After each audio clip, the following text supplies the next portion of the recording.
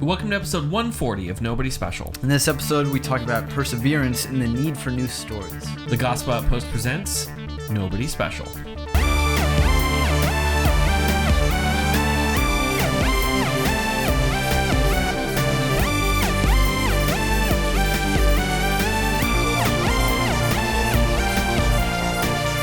Hey everyone, welcome to Nobody Special, two Nobodies talking about the somebody who matters.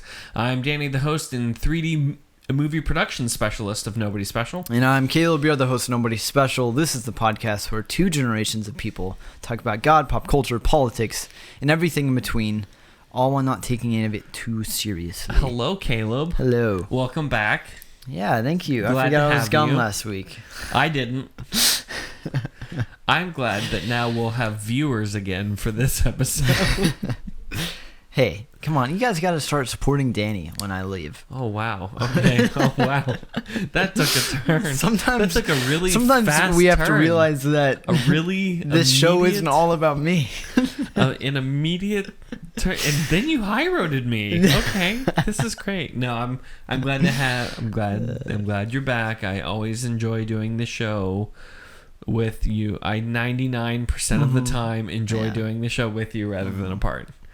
Let's be honest, it's 98%. 98's still high. Yeah. Yeah. But, you know, I know that there's 1% still. Well, but that still would be left like there. 2 episodes now, or an episode and a half. Right. No, it's just the one episode, just the one. Okay. It's just the one I didn't enjoy. The one of which you we do did not great. speak. No, thank you. I appreciate it. Especially It was fun. for always being last minute when I can't make it on the show. And Hey, I had some things I wanted to talk about that I knew you wouldn't anyway, so it actually worked out just fine.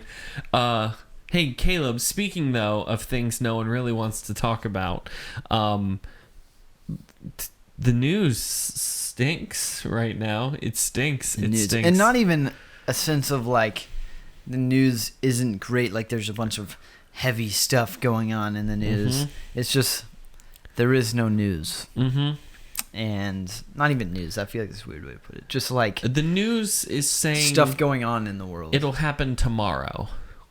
But they say that every day, so it's like I don't really know what to do anymore. Yeah. Well, we have some special evidence we're putting out this week. I'm like, dude, that was 2 weeks ago. Let's go. So does the news talk like Trump? Is that what I'm learning here? Sometimes, yes. Today it talked like Rudy Giuliani, but I don't know. And they still didn't actually say anything concrete. But whatever. And I would like us to have a president at some point. Yeah. I don't really care who it is anymore. I just want it to kind of be over. So. I mean, it basically is over. Let's just.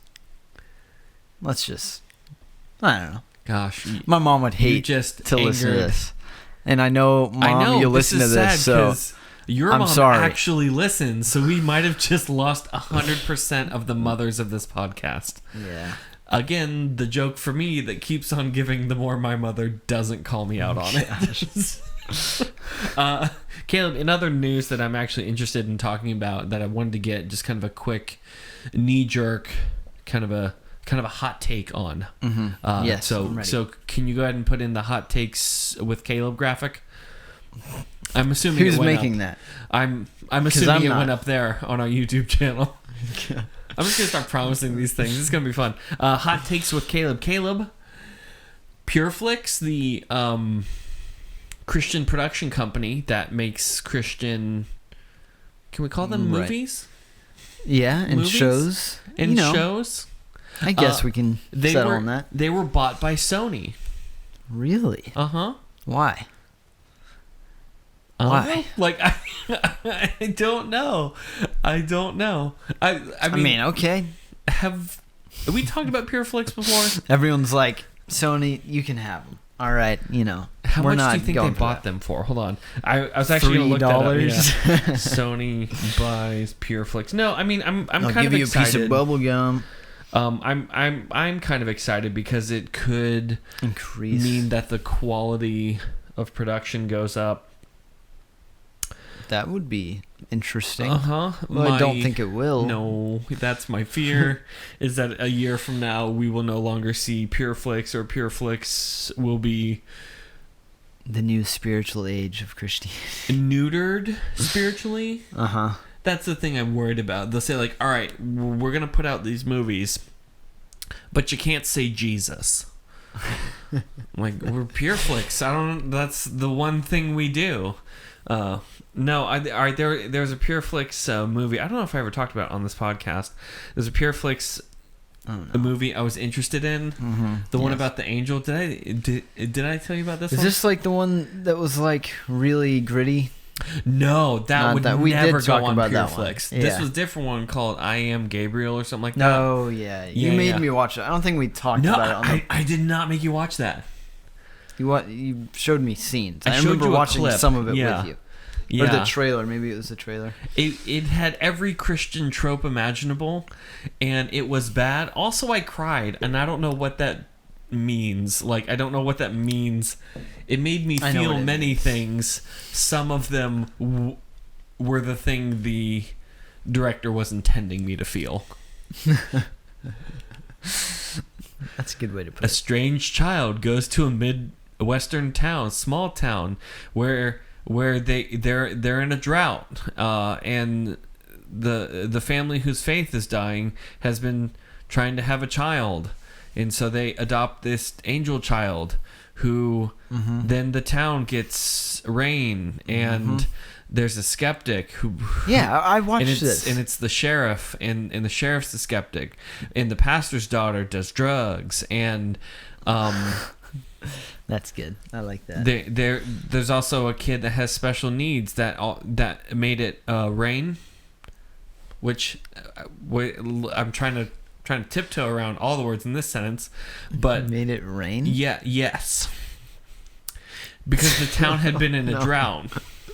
No. There's too many things. Just no kidding.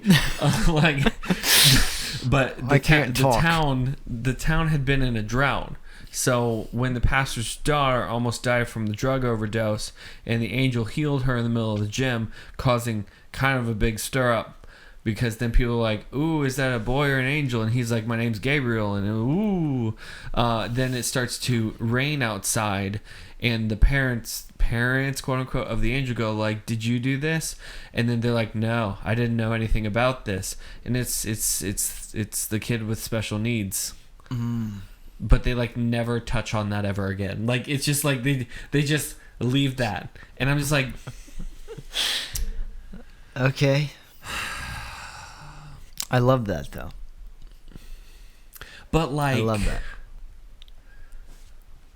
Why? I don't know what I want to be on the record as having said here. I'm just going to say maybe you should stop talking then. Is it worth it? I need you to ask questions in your head right now. Is it worth it? Ability to summon rain. Beyond the knowledge of the angels. I get what they're going for. Right. Yeah.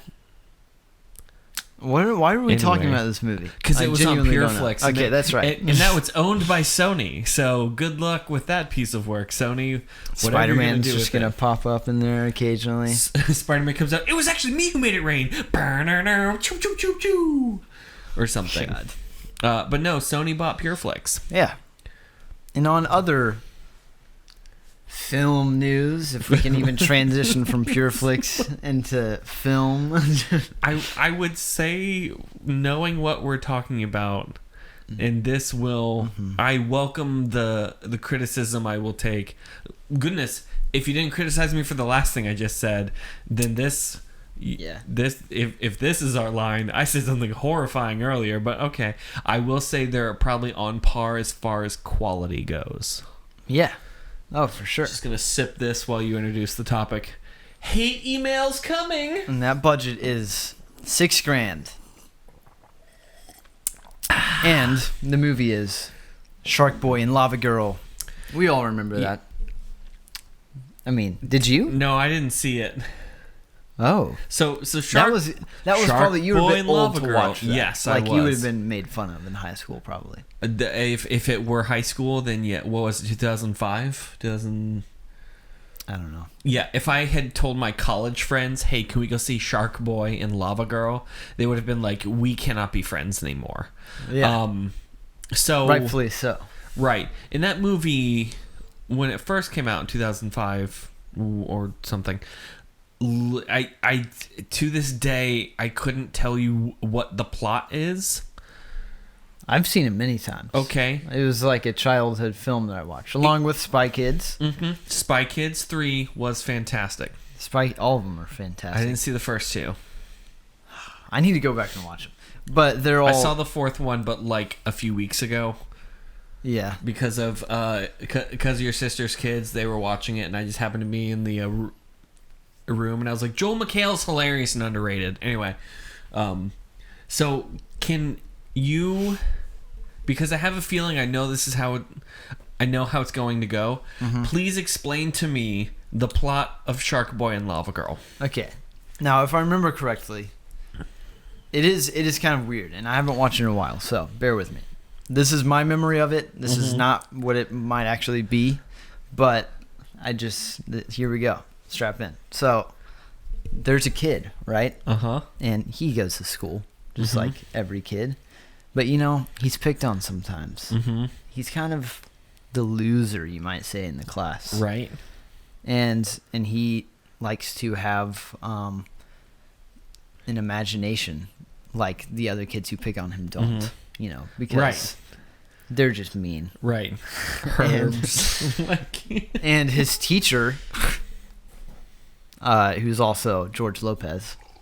Is that all he did those few years? He was in Spy Kids too, but for like no reason at all. Yeah, I don't know. Hey kids, I'm George. I think he was in there as George Lopez. I don't know. Were these made by Nickelodeon?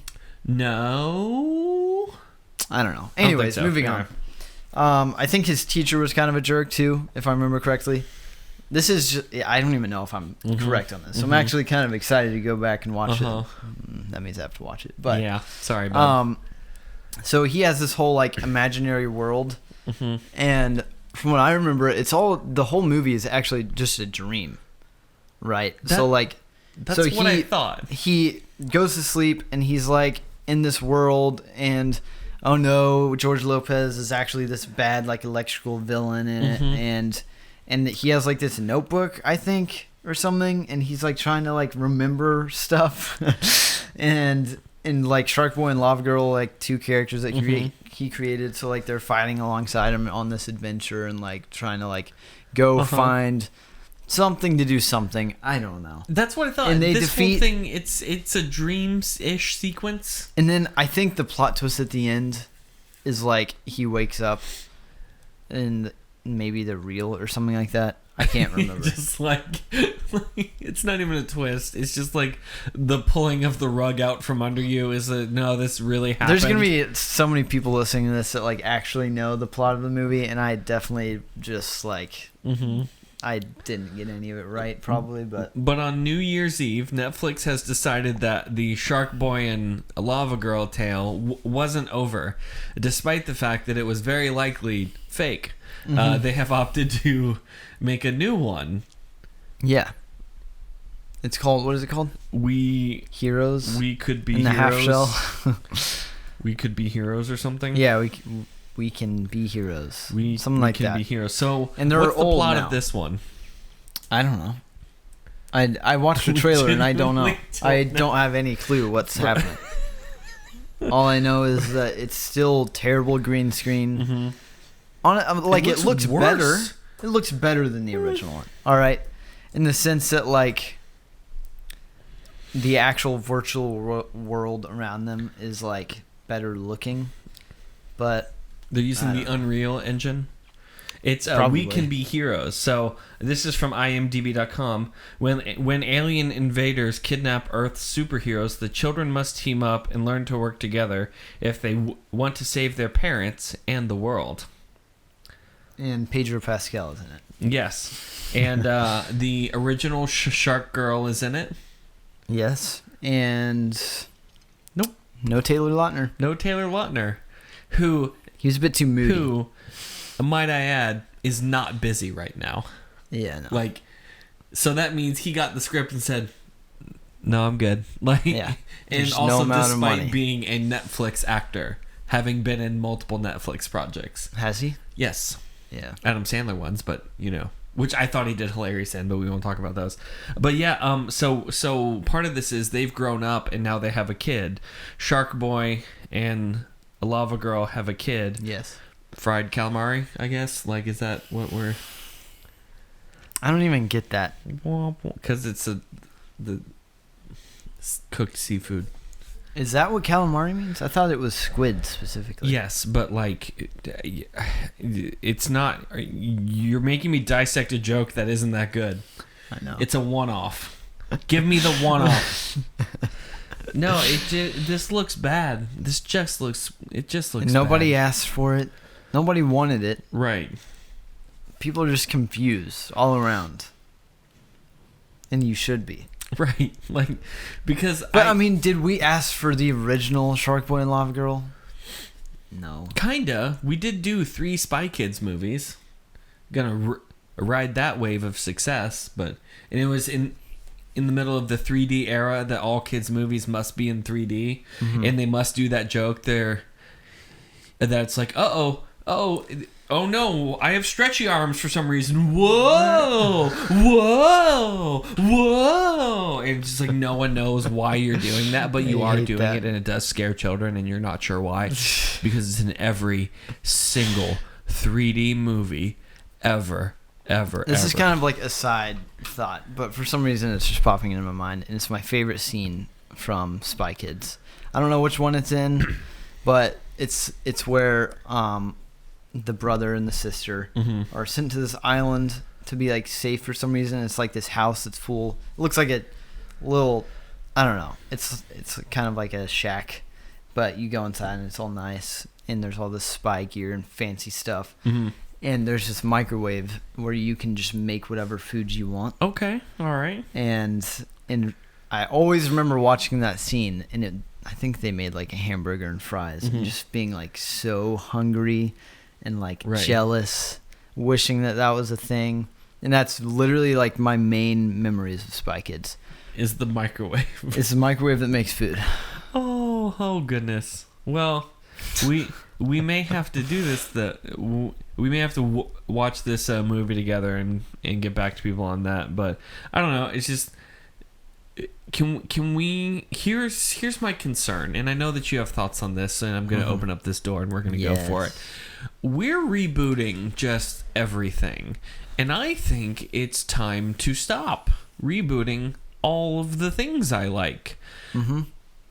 Make a new show with a new plot. And I will admit, I sat through all of the Fuller House show. It wasn't great, but I enjoyed pretending like it was. Right. They remade Boy Meets a World, same characters in the Girl Meets World, and it was not good either. That show was classic and iconic. Oh, they're redoing the Saved by the Bell. They're having a spin-off, not spin-off, but a new class. No, that's not true. They already had a new class. This is a continuation of the first class, who are now all the teachers. Because me and my friends all teach at our high school now. Yeah. Who does that? Like, who does that? No one. That would be kind of cool, though. We remade Baywatch. We even games. Now granted, Crash Bandicoot, really well done, and I gotta hand it to you guys for pulling that game out again. Good for you guys, really great. But other games, they did that. I mean, it's been better in games than it has in movies, but I'm worried we're just like out of story. There's got to be new stories out there that people can tell, right? There is, yeah. And that's part of my like opinions on this, is that I think that's what I like am desiring more and more nowadays from like cinema and TV shows. It's just like new stories, and just completely original. Like they're not connected to anything. And because like even new stories can be like within an actual like genre or not genre, but like franchise of something, which I'm not.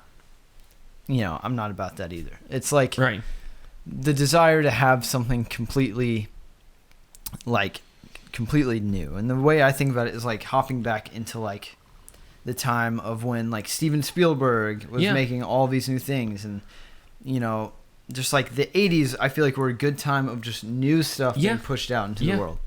And that's great. And they were all really good. Yeah, they were. But I feel like what the problem has, like what has happened is that like these studios are just, they know that they can make money off of these things now. So it's like, why would you? Off of me. It's my generation. These are our shows. That's like, do you know what I really want to know? Whatever happened to Punky Brewster and Clarissa Explains It All, both of which have reboots in the works. Right. And part of that is like, I think that's cool to an extent. Like being able to share like those things that you watched as a kid with like the newer generation is really cool. It's a cool connecting point. Sure. To an extent. Like, I think that it is good to have those things to an extent, but it's also... I think it's good to go back to them. Well, I think back... Not to just do them again. And what I'm thinking of is Teen like... Titans alone. Like... They've been through enough. Star Wars. Like, I'm fine with there being new Star Wars made, and there being new stories like The Mandalorian, because you might be the only one who is fine with the new Star Wars being made. But to me, is it like a cash grab? Yes. But also, it's brought like a new, you know, there's now all of these generations of people that are merged into like one kind of like fan base, which is cool. Sure. But like, to an extent, you know, like I think that is fine to have. If they try and do their own thing, carve their own path, then I'm okay. Sorry, I cut you off. I apologize. Go ahead. But like, I think that there should also be new stuff. I think that's super important. That's why I appreciate those movies more and more nowadays, because it's just because I know how risky it is for them to do that. But like, I think of like Christopher Nolan is the person who always puts out a new story. Genuinely good stories. And it might not always be like, all these new ideas might not be the best, but it's just like there's something about it that's just like refreshing, because it's something that's like just new, and untold. So, and I guess I mean it might be because I'm older, but kind of the first kind of the Full House, Boy Meets World, oh man, all these things, they were iconic during their time because they did things in TV programs that it was beneficial to mankind. Also, they didn't just throw some stuff on screen and go like fart joke and then go on. And now these new ones are just so blatant cash grabs. They don't they don't try and carve their own path. They don't try and make their own name. They just do the same thing, but not as good. It's kind of they didn't keep the spirit behind the thing that they are doing. I mean, Boy Meets World, and I apologize for bringing up that one over and over, but the first kind of show, it brought up some real hard kind of issues growing up of a kid abandoned by his parents and that kind of stuff, and you know, bullying, drugs, all kinds of stuff. They brought up a lot of temptations, a lot of things that they were good episodes. But the new kind of show is just like, we're just friends at school, welcome to Disney Channel, do do do do do, and it's just like can you do that again for me? Will you put it in post? Go ahead and put it in editing for me. Thank you. Go ahead and put the thing in. But they don't do anything. They just don't try and create a cultural impact, and it's just a lazy story, it feels like. That I know I said about all the Fuller House episodes is they didn't actually get into anything important. The old TV kind of program that got into really important things. You know, the day that DJ got an eating disorder and they talked about it, and it was like it was a big deal because it was real struggles they're going through. And on this one, they just had like, there's a school dance coming up, I like the wacky girl, and it's like, oh, okay, I don't, this is dumb. So, even though you sat there and watched every single because episode. I wanted it to be good so bad. I really did. I wanted it to be good. All these reboots, I want them to be their own thing, because I think that's kind of the goal of parenting. And I'm sorry to take this in a weird direction, but like it's not that I'm trying to create this copy of me, but I'm trying to create this thing that grows into the person it's called to be, right? And not just a copy of me. Goodness, if I have kids, I don't want copies of me. I know what I'm like. Hey, future kids, if you're going through the old podcast, stop, but like don't. There's better stuff. I don't know, 3D things. I'm not sure, but do better than your dad. Do better. Go beyond and be the person that you're called to be. And I think that's kind of the thing, is that these things are just, why don't I do the same joke again and prey on the fact that a lot of millennials have money now and are just trying to be catered to our intense feeling of nostalgia. And I don't think that's really all that healthy, because it doesn't help us grow into who the person all of us are called to be. Right. And just goes like, well, things are hard, so I'm going to go back to this old thing that doesn't actually help me. Yeah. And it just is getting boring. Like, I think it was like genuinely kind of exciting when all of these things started like circling back. Yeah. For a time. Yeah. But now it's just kind of like, oh, look, what are we going to ruin today? Yeah. The Saved by the Bell, by the way, is airing on Peacock, the streaming service from NBC that you forgot they had. Yeah. Seriously. I have an account. I got an email from them. It's like, hey, just a reminder, this is airing on Peacock now. I'm like, Peacock? I forgot you were there. I'm going to be honest. Because I just got you for the Psych movie, which, to be honest, wasn't that bad. It was pretty good. There was a Psych movie? A second one, yeah. A second one? Yeah. Wow. It was pretty good. Yeah. I didn't finish it. Kind of missed that show. It was a good show. It was a good show. Don't remake it, though. Just let it be a good show. Right. Anyway. Well, I do think it's important, though, during times that's actually important to keep going, that we do keep going. And that brings us to our faith. Now to talk about Christian stuff. I was giving you the opportunity to kill the segue for me. Now, I want to talk about the idea of perseverance.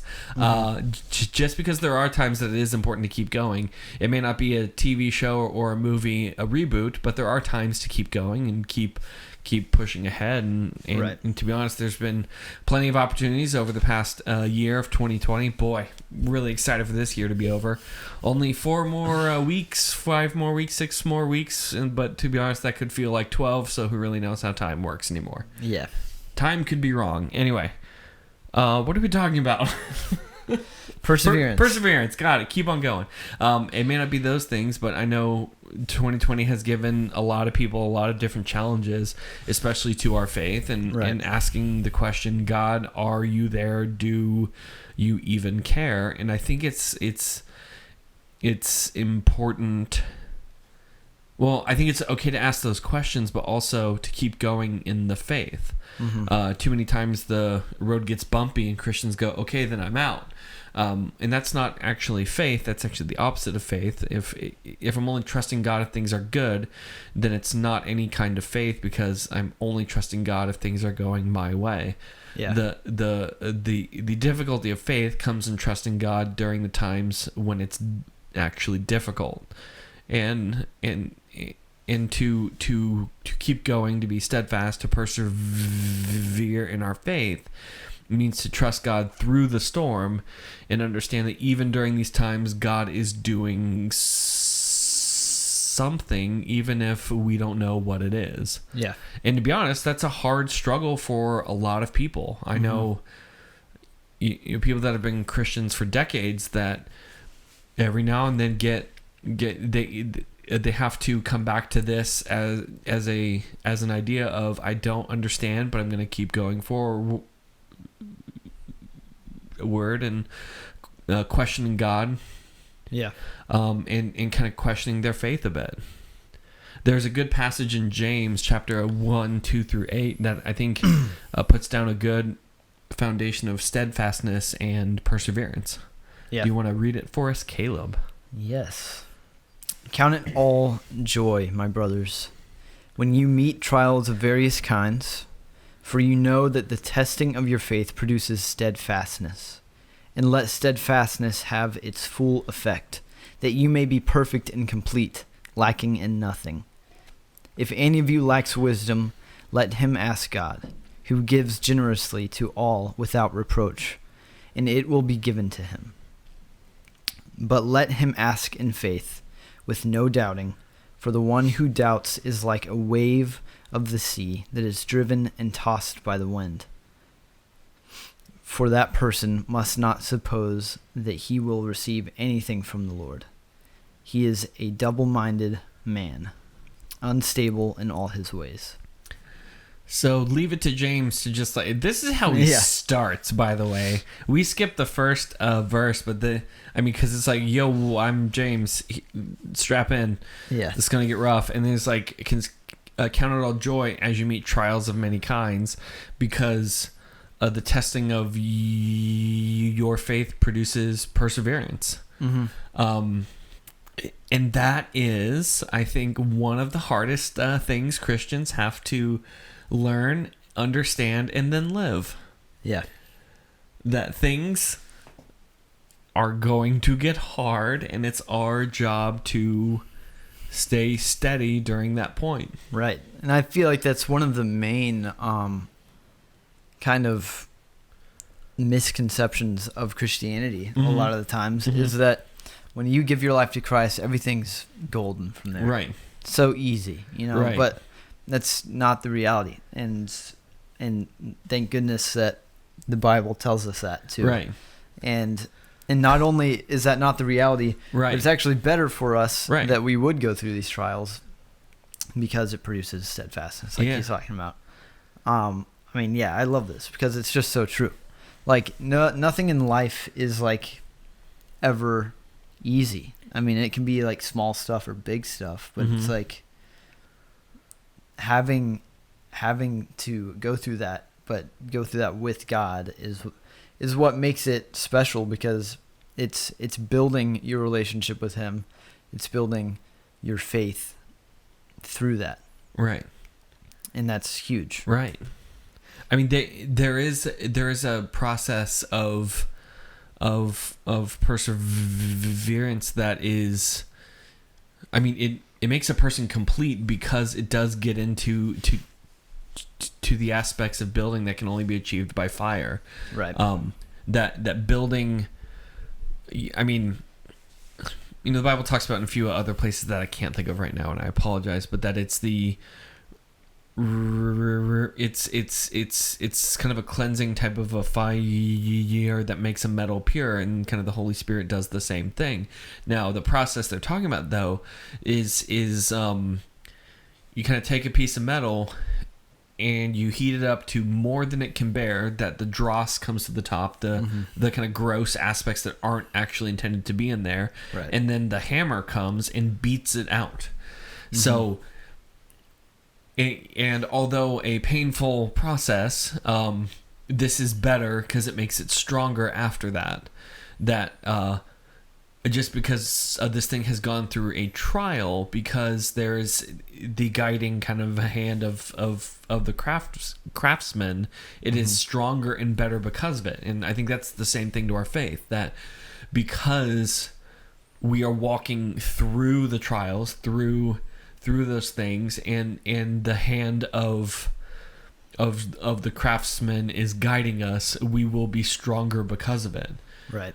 Untested things tend to not be as strong, because they don't understand what it is they can do and what their boundary is, and how hard they can go. I mean, I know the hardest times for me that I've gone through, they've had the biggest impact in actually making me the person I am, because I had to figure out the thing I go to as I get pushed, as I get in trials, as I get tempted, and I needed to pick, like, I have to go to God here or I'm not going to make it. But then it also taught me things that I didn't think I was capable of in the process, of being able to do things in a difficult way, make very difficult choices, and still come out on the other side okay. Yeah. And I think that's the same thing to our faith, is that our faith will get tested, and when it is, walk through it in the strength of God, not your own strength, in order that we can become perfect and complete, but in God. I think that's the thing James is getting at, is our strength and all that comes out of God, not out of us. Yeah. And I think that's really one of the things that sticks out to me that's kind of cool, and like I didn't think about, is that, like, if any of you, lacks wisdom, let him ask God. Yeah. And that's really indicating that, like, we ourselves are not wise. Right. That wisdom is not something that a man inherently has. Right. It's a tongue-in-cheek kind of like, if any of you lacks wisdom. Yeah. Which you do. Maybe you don't have the infinite knowledge of the universe. Yeah. And that's what's so cool, is, like, what makes a wise man wise is God. And just like anything that is good and fruitful in us, it comes from God. And realizing that is super important in this process too. Like, literally, and it's freeing, like, that we get to ask God when we have this lack of just everything, and that God sustains us in that. Right. And that's cool. That like we don't have to worry about being wise or knowing what to do, because we have a God who points us there.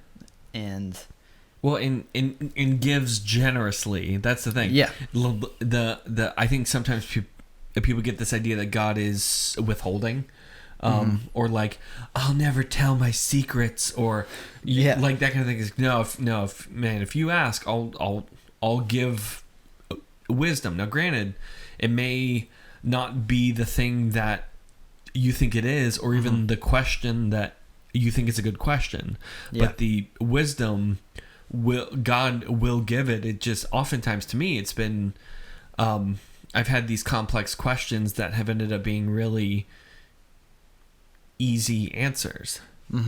I mean, the mysteries of things unfold in this easy answer of, you just praise God through it. Like, God, it's a complex thing, and I'm not sure how I'm going to make it through. You will. Yeah. And that's what's like, cool, is like, and that's wisdom, we always feel like, and sometimes it is like, when I ask God about stuff, like, sometimes it's a pretty clear answer is what I should do. Right. And whether that's from praying and just like getting a sense of direction from the Holy Spirit, or just literally reading the Bible, because that is God speaking to us. And that is how we know what to do. Right. But like, a lot of the time, like almost all of the time, that's why it's important right here, but let him ask in faith. Right.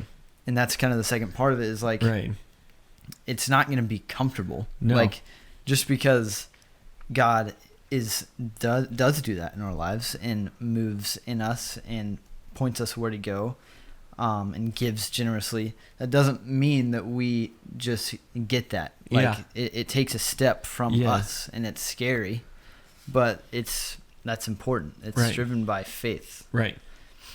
And it's a faith that overpowers the doubts as well. I think that's kind of the other part, is like, you're going to have doubts, but faith, the good news is, it's not your faith any way, it's God's. It's God's faith given to us to draw us to himself. Right. And if I'm asking in faith, then the faith overpowers the doubts. But the moment that the doubts overpower the faith, then don't expect to actually get anything out of God, because I don't even think God's real. I mean, like, why would I? Why? That doesn't work. Do you know what I mean? Yeah. I mean, not that the goal is, I hope this works, but like, if I'm asking in faith, then there's an aspect of faith that is bowing to God as King of Kings, as over all things. And I think faith overpowers the doubts. And if I'm asking in doubt, then the faith isn't there to begin with. Right. Which is a scary place to be. Yeah. But, I mean, I know I've gone through difficult times and, trials and all that. And I wouldn't want to do them again, but I'm glad I'm through them. Right. Because I'm a stronger, better person because of it. I know more. I can do more. Right. I can identify things better just because I've been through more things and understand them more. And I'm thankful to those times while not wanting to go back to them. Do you know what I mean? Yeah. It's like, gosh, I miss those times I wasn't eating, like, No, yeah. I'm good with that. Those can, thank you for that time period of my life, but I'm done. Right. So. Yeah. I mean, and that's huge. I mean, and you're a lot farther in life than I am, but like. Not a lot, just like a little bit. It's like a little bit ahead. Well, you've definitely been alive longer than I have. Can you agree with me on that? I've got a birthday coming up. They stopped being fun. Sorry, go ahead. But like, I would completely agree. Like the small amount that I've had to trust God in and ask for wisdom and persevere through has changed me. Yeah. And it's so evident looking back. And I think that's something, in order to encourage, like just encouragement. Like if you feel like lost as far as where you are in your relationship with God, like I would encourage you to look back. Right. Because that's when it becomes evident to me, like all the crazy stuff that you go through. And even if you didn't trust God perfectly in that, like sometimes it's not this like flawless thing where you're just like, oh God, you know what to do. Right. Point me wherever. Like sometimes you hold on and try and take control sometimes, but like still you learn and you grow. And looking back on those times is super important. Right. To see where, like maybe your path was squiggly and you went back and forth a lot, but like you're probably, I look at like a chart, like it goes up and down, but as long as you are staying true and trusting in God and trying to focus on Him as much as you can, like you will see up to the right. Yeah. Like I think that that's a big encouragement for me, is just looking back on my life. My first day as a youth pastor, well, no, not even that. The first time I taught, I actually prepped a message for probably about a month because I had the time. And it started off, it was like a 3 to 4 minute clip from The Lord of the Rings, which is I love it. A very long clip for preaching. It's a very, because it's not even, this is like 25 minutes that I decided like 20% of this time should go to the movie clip. Yeah. Because it didn't make sense. There wasn't a clear place to start or stop. Anyway, that's not important. So as the movie clip is going, I remember being scared out of my mind of just like, okay, you're going to get up. You're gonna talk to those 12 kids that showed up. 12 kids. Okay, here we go. And then I threw up in my mouth. Did you actually? A little bit. Acid reflux kind of kicked a little things up, and I'm like, no, don't have time for that. And you just were right back down. That's gross. No, it was not the most fun I ever had. And then I got up there. I squeaked through. It's like, hey everyone, welcome to the zone. And it was the first time I ever taught. And now at this point, I had a day where a person had asked, hey, I can't teach tonight. Are you able to teach tonight? And I was like, yeah, I got it. No problem. And I had a message, and I polished it. I tweaked it a bit based on context and that kind of stuff. I got up to about double the size of the first crowd and just taught. And in this thing that at first it came off as just impossible, and now at this point is very doable, because I didn't quit that first time. Right. I mean, every time I started a new job, there's always been this part of my head that's been like, just quit and walk away. You know, like, you don't know what you're doing, quit and walk away. Right. And just being able to persevere through that and trust God through the process has been very beneficial. There are a great deal of things that I thought were difficult that I'm unable to do that now just appear to be really easy. Yeah. And there's a lot of comfort in that, to be like, all right, in Christ, I've grown in ability to do the things he's called me to do. Right. And I think a lot of times for me, like, in my life, it is something that I probably was truly incapable of doing. Right. And that's what's cool, is like seeing those times that, like, it's so obvious that God was the one that, like, pushed you through that is, like, huge. Yeah, job stuff is like, there's I feel like everyone goes through that, where you're just like, I have no idea what I'm doing. Yeah. And you probably don't. Yeah. But right. I know my first time teaching or preaching a sermon on Sunday morning, I was incredibly nervous that first time. And then the second time was COVID.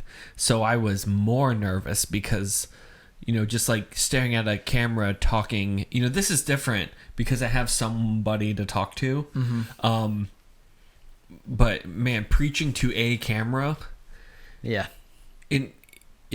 the worst. It's the absolute worst. That seems terrible. And now, because I mean, to be honest though, it could have been a lot worse, because I had the experience in doing these kinds of things. I know the first day you and I turned on cam for the podcast, episode 48, which, don't check YouTube. It's not there. Yep. Because it's not good. Because we kind of did the Ricky Bobby, what do I do with my hands the whole time?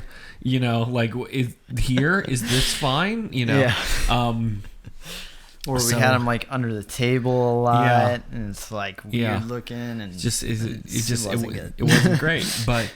But after this, both of us have been more aware of, I'm not trying to like call it like stage presence, but stage presence a bit. Right. That I think in a pinch we could go and do this and not be as scared as we were the first time. But one thing has stayed the same, and that's we still don't know what to do with our hands.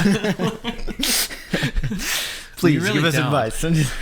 I'm glad I have this here. I'd say the main reason I have this here is so I just hold it. This actually has helped, because we used to have like we'd print our notes out, and it was like a piece of paper, and then like you don't have anything in front of you, right? So it's like you just and you can't touch it because it makes the paper noise the whole podcast, like.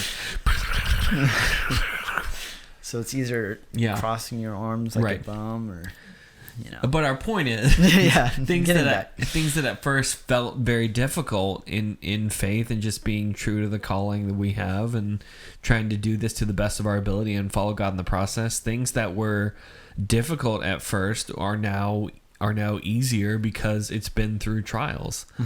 I mean, especially what was that, June, July of 2018, where 30 downloads for the of just us actually asking, is this the point that we pack it up or persevere and keep going? And it was important to actually talk through it and kind of decide, all right, no, we're going to persevere, stick it out, because we feel this is a thing God's called us to do for the time, and to just quit because it got a little rough would kind of be the same as, you know, like turning our backs on God a little bit, and you know, spending time in prayer and asking, like, all right, God, what do you want us to do?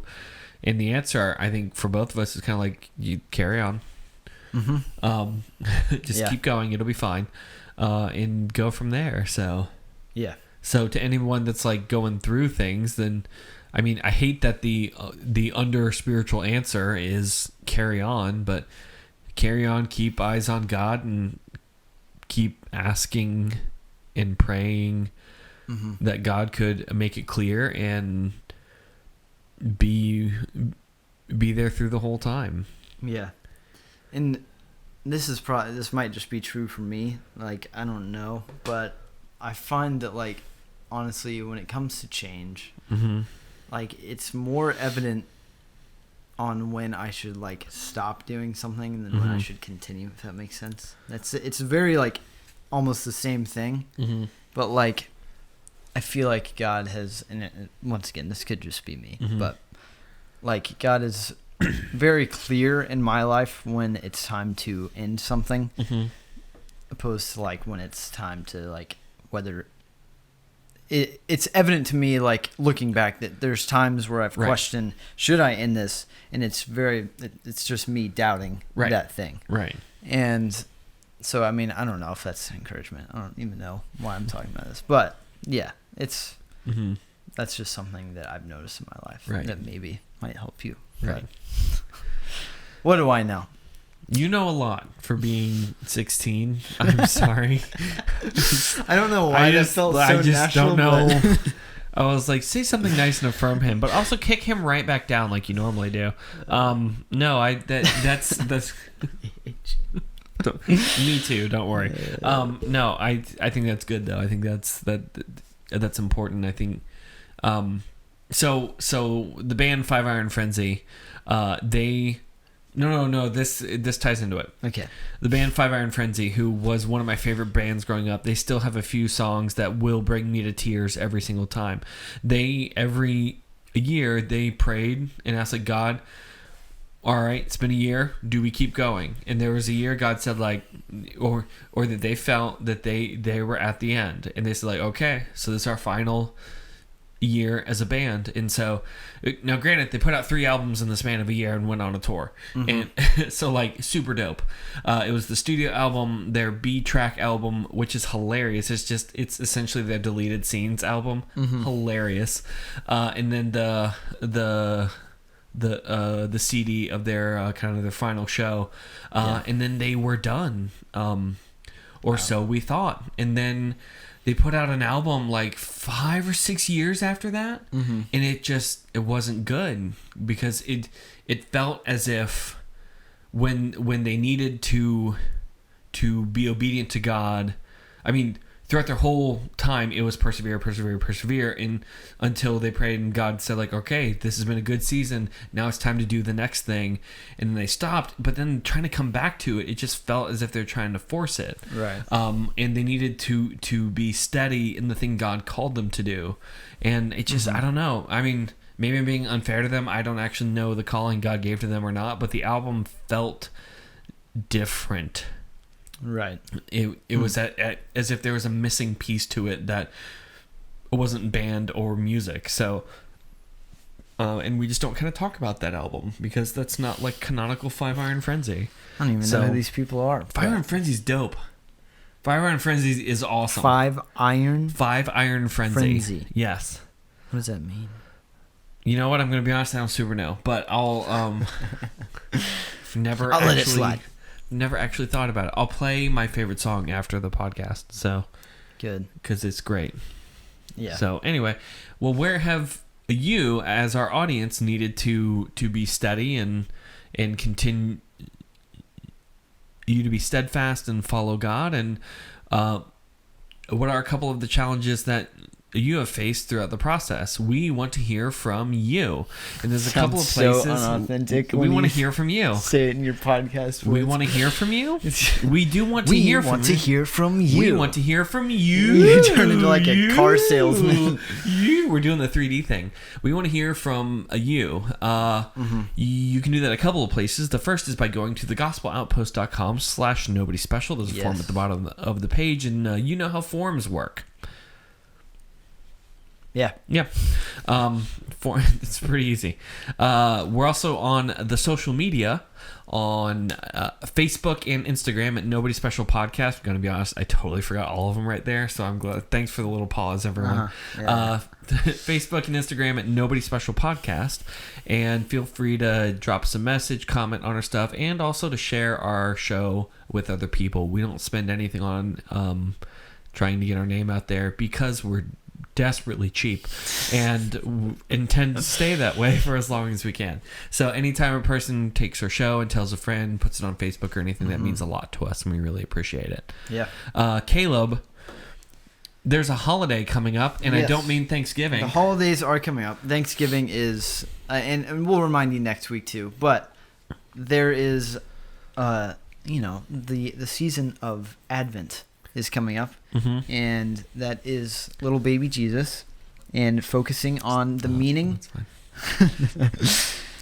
focusing on, the meaning of and why, that, okay, let me just jump to it. So there's a book by David Mathis, and it's called The Christmas We Didn't Expect. Now, I am super excited for this because, and honestly, I saw on Desiring God, maybe you guys did too, John Piper and David Mathis had a little video kind of promoting this, but like the reason behind it, it was super good to me because it's something I've struggled with all my life, and that's like truly understanding what the season of Advent is, and preparing mentally for Christmas and the true meaning of that. And that's kind of what they were both talking about in their little promos that stuck with me, because like that's something I've struggled with so much, and I don't feel like I've ever had a Christmas where I've been able to like spiritually, mentally prepare myself for what the coming of Christ in flesh means. And so this is a book designed, I think it's designed to where you can like read a chapter a day. It's Advent devotional geared towards people just going through it a day at a time. Advent starts on the 29th. On November 29th, 2020 starts then. And then our podcast isn't getting kickbacks on this at all. This is not an ad, not a paid ad. Yeah. Go pick up this book, though. Caleb and I are going to be going through it together. So the more people that are interested in going through it, send us a message. Maybe we can put together some kind of group chat. I don't know, just to be able to share our thoughts. If anyone is Discord. doing that. Danny doesn't even know how those work. So no, I know how Discord works. I refuse to add more social media accounts. Yeah. So anyway, go pick it up. And then tell them nobody special sent you, and just see how confused they are at the end of that. Yeah.